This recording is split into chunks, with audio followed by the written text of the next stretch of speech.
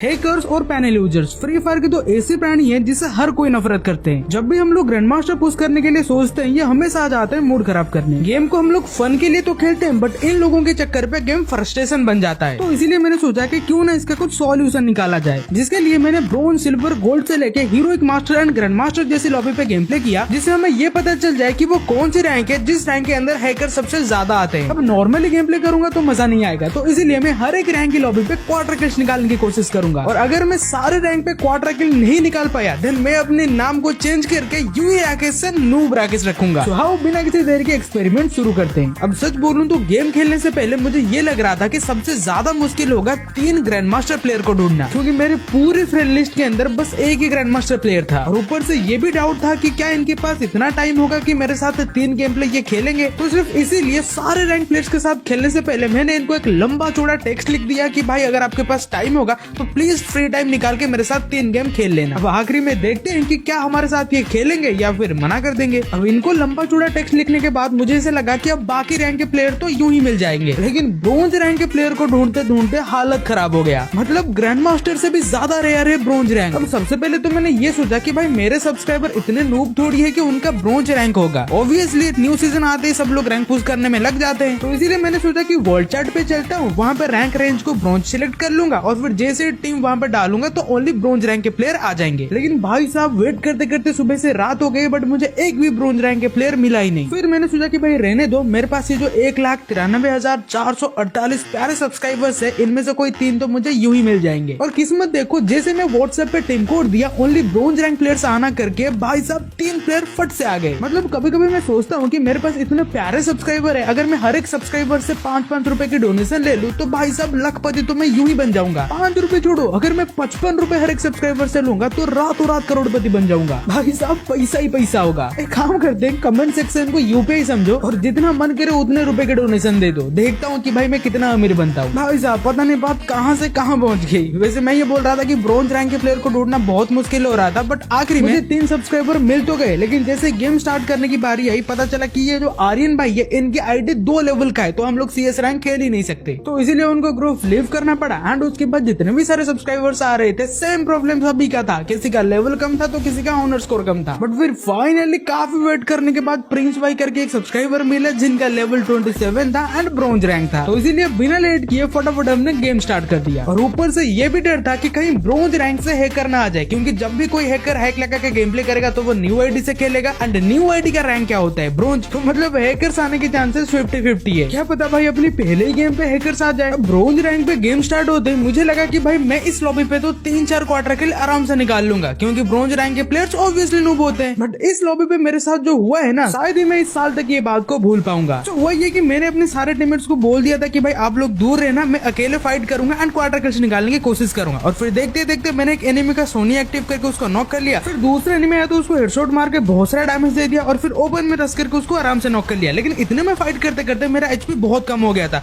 तो इसलिए मैंने सोचा कि भाई साहब बाकी एनिमी के साथ फाइट करने से पहले 1-2 बार हील कर लेते हैं, क्या पता भाई फाइट करते करते कोई एनिमी मुझे इजीली फिनिश कर दे। तो इसलिए जैसे मैं थोड़ा पीछे आके हील करने बैठा, अचानक एक एनिमी साइड से आया एंड मेरे को थोड़ा सा डैमेज देके आराम से नॉक कर लिया। फिर होना क्या था, इस राउंड पे तो मेरा क्वार्टर किल नहीं हो पाया। अब अगले जो 3 राउंड बचा है फटफट मुझे क्वार्टर किल करना पड़ेगा, वरना मेरे सब्सक्राइबर के सामने मेरा नाक कट जाएगा। तो इसीलिए जैसे नेक्स्ट राउंड शुरू हुआ, फाइट करने से पहले मैंने एयर ड्रॉप से लूट कंप्लीट कर लिया। फिर उसके बाद एनिमी दिखते उसको हेडशॉट मार के नॉक कर लिया। अब कहीं एनिमी रिवाइव ना हो जाए तो फटाफट इसको क्लियर करना बहुत जरूरी है, तो फटाफट जाके नॉक एनिमी को कंफर्म कर लिया। फिर उतने में सामने मुझे एक और एनिमी दिख गया जो कि जंप करते करते भाई विंडो में फंस गया, तो इसका एडवांटेज लेते हुए मैंने उसको बॉडी से ही नॉक कर लिया। फिर इसके बाद इसको भी क्लियर करना जरूरी है, तो फटाफट किल कंफर्म कर लिया। अब इसके बाद सामने एक और एनिमी था, बट वो बंदा ओरियन को इतना परफेक्टली यूज कर रहा था तो कुछ टाइम के लिए मेरे को लगा कि भाई मैं ब्रोंज लॉबी पे तो खेल ही नहीं रहा हूँ, कम से कम सामने वाले एनिमी में 2-3 प्रो प्लेयर तो जरूरी है। जैसे कि यहाँ पर मैं एक एनिमी के ऊपर रश करने जा रहा हूँ तो ये सेंटिनो लगाकर टेलीपोर्ट हो गया। बट सबसे अच्छी बात ये है कि कम से कम सामने हैकर्स तो नहीं आ रहे। अब ऊपर से मेरा क्वार्टर किल भी होने वाला है, बस आखिरी का एक ही एनिमी बचा है। तो फटाफट ग्लूअल लगा के उसके ऊपर रश करने गया एंड जैसे वो थोड़ा सा पीछे गया तो फटाफट उसके ऊपर रश करके बॉडी से फिनिश कर लिया। अब इससे आपको अंदाजा हो गया होगा कि भाई इस गेम के अंदर तो हैकर्स नहीं आए थे, तो इसलिए अगले राउंड स्टार्ट होते ही मैं फिर से क्वार्टर किल के लिए ट्राई किया। पहला एनिमी को उसके घर के बाहर मारा, फिर दूसरा एनिमी को उसी के घर के अंदर मारा, फिर तीसरा एनिमी को छत के ऊपर मारा और फिर चौथा एनिमी को काफी ढूंढने के बाद उसके घर के पीछे जाके मारा। ऐसे ही हमने ब्रोंज रैंक पे तो क्वार्टर किल के साथ बुया कर लिया और हैकर्स भी नहीं आए। इसका मतलब ब्रोंज ब्रॉन्ज एक सेफ रैंक है। बट अब देखते हैं कि आगे और जितने भी सारे रैंक है उनमें क्या होता है। भाई तो जितना मुझे पता है जितने भी सारे लो रैंक है जैसे कि सिल्वर, गोल्ड, प्लैटिनम, डायमंड, इन सारे लॉबी पे हैकर्स नहीं आते होंगे। एंड आप में से मैक्सिमम लोगों का भी रैंक हीरोइक से ज्यादा होगा। और जैसे ये बात मैंने व्हाट्सएप पे पूछा तो मैक्सिमम लोगों का यही कहना था कि हैकर्स हमेशा हीरोइक से ऊपर वाले रैंक पे आते हैं। तो क्यों ना अभी हम हीरोइक से ऊपर वाले रैंक को टेस्ट कर लेते हैं और बाकी लो रैंक को हम एंड में टेस्ट कर लेंगे। तो इसीलिए आओ फटाफट देखते हैं कि हीरोइक लॉबी में क्या होता है। अगर आप लोग चाहते हो फ्री में गूगल प्ले के गिफ्ट कार्ड बस ओनली फॉर स्क्रैच करके स्क्रैच कार्ड को यहाँ पर देखो मैं स्क्रैच कार्ड को स्क्रैच करने के बाद देखो मेरे पास बहुत सारे कोइन पड़े हुए। इन कोइन का मदद से मैं बहुत सारे Google play gift card, Flipkart का, पेटीएम का वाउचर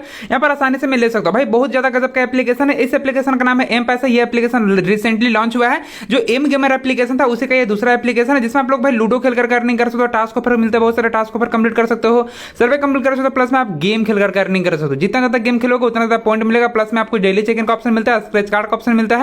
इसके ऊपर पहले से एक वीडियो बनाया और भाई इसमें राफर का फीचर बहुत ज्यादा गजब का, पर राफर पर 8 रुपए मिल रहा है, प्लस में एक्सटर्नल रिवार्ड मिल रहा है जैसे कि पावर बैंक, एयरपोर्ट से और फिर आईपैड से बहुत कुछ आपको मिल रहा है। तो भाई वीडियो का लिंक डिस्क्रिप्शन बॉक्स में है, जाओ फटाफट से फुल वीडियो इसका देख लो। और इस एप्लीकेशन का भी लिंक डिस्क्रिप्शन बॉक्स में, वीडियो को डबल टैप करके लाइक कर दो और थोड़ा सा वीडियो को छू करके रखो तो डिस्क्रिप्शन ओपन होगा। डिस्क्रिप्शन में फुल वीडियो का लिंक, एप्लीकेशन का लिंक सब कुछ मिल जाएगा। लाइव पेमेंट प्रूफ के साथ आप लोग यहाँ पर वीडियो को देख सकते हैं। हीरोइक लॉबी का गेम स्टार्ट हुआ, प्लेयर्स को देख के तो कोई हैकर लग नहीं रहा था, बट क्या पता कोई पैनल यूजर हो, तो इसीलिए मैं राउंड स्टार्ट होते रस तो नहीं करता। बट यहाँ पर राइडेन की एबिलिटी जो काम में आता है ना, मतलब अपडेट के बाद ये सबसे बेस्ट कैरेक्टर है। मैं बस ऐसे ही सामने राइडेन की एबिलिटी यूज करा एंड उसमें एक एनिमी फंस भी गया और फिर इसी का फायदा लेते हुए मैं फटाफट उस पर रस करके उसको नॉक कर देता हूँ। बट भाई उसी टाइम पे वो मेरे को बहुत सारा डैमेज देके एचपी लगभग 10-20 का कर लेता है। तो इसलिए मौका मिलते हुए मैं फटाफट मेडी यूज करने लगता हूँ एंड मेडी खत्म होते एक एनिमी फ्लैश फ्रेश फेंकता है, बट मैं किसी तरह से करके उस फ्लैश फ्रेश से बच जाता हूँ। फिर लोकेशन चेंज करके राइडेन की एबिलिटी यूज करके और एचपी रिकवर करता हूँ एंड उसके बाद जैसे मैं एक और एनिमी के साथ फाइट करने जाता हूँ तो भाई उसको हेड लगने के बाद वो मुझे ही नॉक कर देता है। बट भाई परफेक्ट टाइम पे हमारे टीममेट आके मुझे रिवाइव दे देते हैं थिवा की वजह से।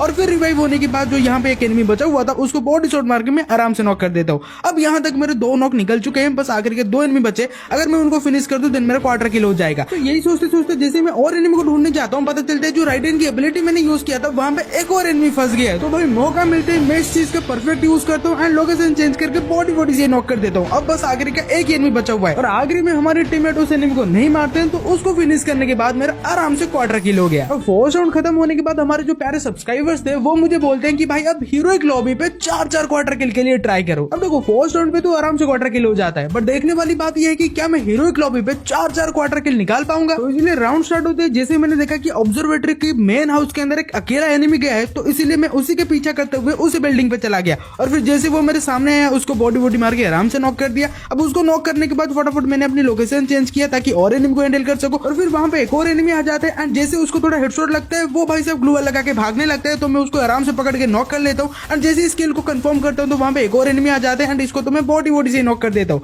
अब नॉक करने के बाद फटाफट क्लियर कर देता हूँ एंड यहाँ पे बस आखिरी का एक एनिमी बचा हुआ है। तो जैसे मैं उसको ढूंढने जाता हूँ तो साइड से मेरे को डैमेज आता था तो उसका लोकेशन पता चल जाता है, तो फटाफट मैं क्या करता हूँ कि ग्रेनेड निकालता हूँ एंड कूक करके परफेक्ट ग्रेनेड करके फेंक देता हूँ और वो उसके ऊपर कनेक्ट हो जाते हैं एंड वो आराम से फिनिश हो जाता है। अब यहाँ तक 2 क्वार्टर किल तो आराम से निकल गए, बट क्या मैं 4 क्वार्टर किल सच में कर पाऊंगा? मुझे भी थोड़ा सा डाउट था, तो इसलिए मैंने नया वाला शॉटगन खरीद लिया था क्योंकि ये शॉटगन क्लोज रेंज पे बेस्ट गन है, ऐसा मुझे लग रहा था। बट बाद में मुझे पता चला कि ये गन को चलाना सबकी बस की बात नहीं है, क्योंकि राउंड स्टार्ट होने के बाद जैसे मुझे एनिमी दिखा तो मैंने फायर करा बट उसको गोली लगा ही नहीं। फिर बाद में घूम फिर के फर्स्ट गोली तो कनेक्ट कर लिया बट उसके बाद और गोली कनेक्ट ही नहीं हो रहा था। मैं कभी खड़ा होकर मार रहा हूँ तो कभी बैठ के मार रहा हूँ, कभी आगे से मार रहा हूँ तो कभी पीछे से मार रहा हूँ, बट गोली कनेक्ट ही नहीं हो रहा। फिर फाइनली गोली कनेक्ट हो जाता है और वो नॉक हो जाता है, बट उसके बाद और एनिमी आके मुझे डबल वेक्टर से नॉक कर देते हैं। बट हमारे प्यारे सब्सक्राइबर्स में से एक भैया बचे हुए थे, तो वो क्या करते हैं कि परफेक्ट टाइम पे आके ग्लू वॉल वगैरह लगा के हमें रिवाइव देना चालू कर देते हैं। और फिर रिवाइव होने के बाद में राइडेन एंड ये शॉटगन का जो परफेक्ट यूज करता हूँ ना, क्या बताऊं। सबसे पहले तो चारों तरफ ग्लू वॉल में पैक करके अपने टीममेट को रिवाइव दे देता हूँ एंड उसके बाद जैसे कोई एनिमी हमारे ऊपर रश करता है तो राइडेन की एबिलिटी से उसको पकड़ता हूँ और फिर ये शॉटगन से आराम से नॉक निकाल लेता हूँ और फिर आखिर का एक एनिमी बचा हुआ था उसके ऊपर भी शॉटगन का डैमेज देके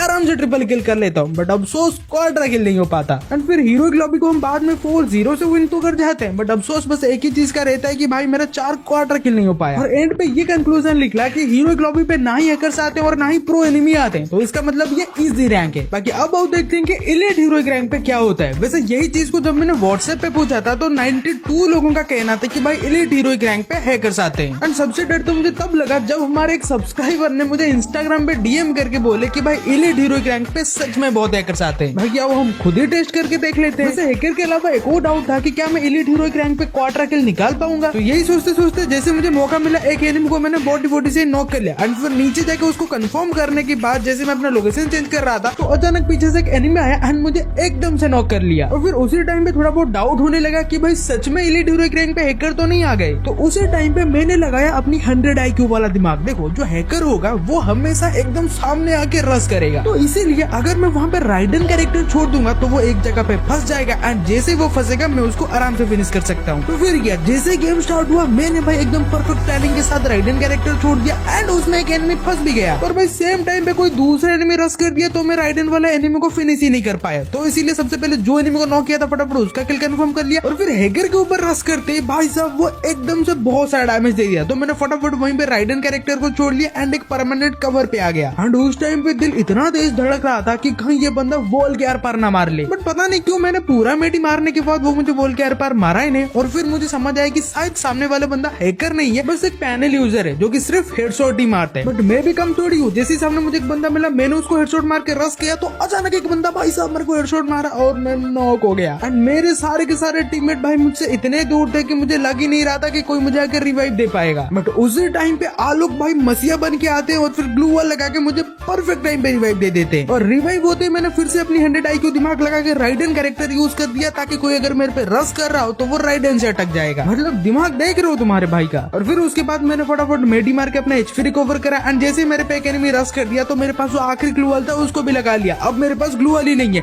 तो इसलिए मैंने फटाफट सामने जो एनिमी दिखा उसके ऊपर रश करके बॉडी से नॉक कर लिया। फिर यहाँ पे दूसरा एनिमी है तो उसको भी नॉक कर लिया। अब बस आखिर का एक एनिमी बचा था जो कि ओपन पे था एंड उसको हेडशॉट मारने के बाद उसका सोनी एक्टिव हुआ और फिर कुछ ही टाइम के बाद उसको फिनिश होने के बाद मेरा क्वार्टर किल हो गया। भाई साहब किसी तरह से करके सामने वाले पैनल यूजर के सामने एक क्वार्टर किल निकाल लिया, बट उसके बाद पता नहीं क्या हुआ मेरा और क्वार्टर किल हुआ ही नहीं। लेकिन अच्छी बात यह है कि आराम से बुया जरूर हो गया। और एंड पे ये कंक्लूजन निकला कि एलीट हीरोइक रैंक पे कुछ तो है, हैकर्स तो नहीं आते बट पैनल यूजर कभी कभी आ जाते हैं। मतलब एलीट हीरोइक रैंक थोड़ा सा मुश्किल रैंक तो है। बाकी अब आओ देखते हैं कि मास्टर रैंक पे क्या होगा। और व्हाट्सएप पे भी 150 लोगों का कहना था कि भाई मास्टर रैंक पे एलीट हीरोइक से ज्यादा हैकर्स आते हैं, बट पता नहीं क्यों मास्टर रैंक पे गेम प्ले करते टाइम वैसा मुझे कुछ फील नहीं हुआ। यहाँ पे फाइट करते करते पता चला कि डबल डोर के अंदर एक एनिमी है तो उसके ऊपर रश करने से पहले मैंने अपनी राइडन की एबिलिटी यूज कर लिया एंड वो बेचारा राइडन में फंस भी गया। एंड उसके बाद जैसे वो ओरियन बना तो मैं पहले कवर पे आया एंड उसका ओरियन हटते उसको मैंने आराम से नॉक कर लिया। अब पहला एनिमी तो हैकर नहीं है बट उसके साथ फाइट करते करते मेरा HP बहुत कम हो गया था तो कहीं दूसरा एनिमी मेरे पे रश न कर दे, तो इसीलिए उसके ऊपर मैंने एक फ्लैश फ्रेश फेंक दिया ताकि वो डैमेज हो जाए एंड हील करने पीछे चले जाए